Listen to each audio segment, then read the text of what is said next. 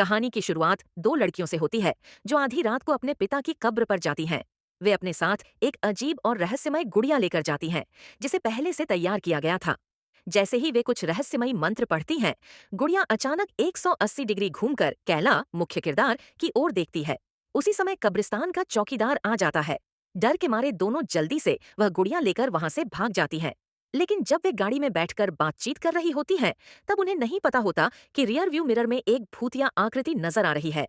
घर लौटने के बाद कैला को एक रहस्यमयी अनुभव होता है, जिसे भूतिया दीवार कहा जाता है, यानी वह रास्ता भटक जाती है। जब वह सोफे पर सो रही अपनी माँ को कंबल उठाकर ऊपर लौटती है, तो अचानक वही माँ फिर से उसके सामने आ जाती है। वह सोचती है कि शायद उसे भ्रम हुआ है और अपने कमरे में चली जाती है। वह उस गुड़िया को निकालती है और अगली सुबह उसे घर के बाहर कूड़ेदान में फेंक देती है। लेकिन जब वह स्कूल जाती है, तो उसकी दोस्त का चेहरा पीला पड़ चुका होता है और उसकी गर्दन पर एक गहरे नीले निशान होते हैं। दोस्त इसे नींद की कमी मानकर नजरअंदाज कर देती है। स्कूल के बाद कैली जब घर लौटती है, तो पाती है कि उसकी माँ अभी भी पड़ोसी के साथ है। गुस्से में वह अपने कमरे में चली जाती है।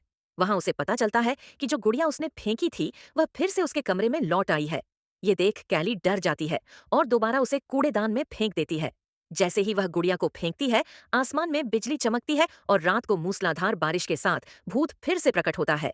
वह सीधे कैला के कमरे में पहुंचता है, जो उस वक्त सो रही होती है। उसकी चीख सुनकर माँ जाग जाती है और कमरे में आती है।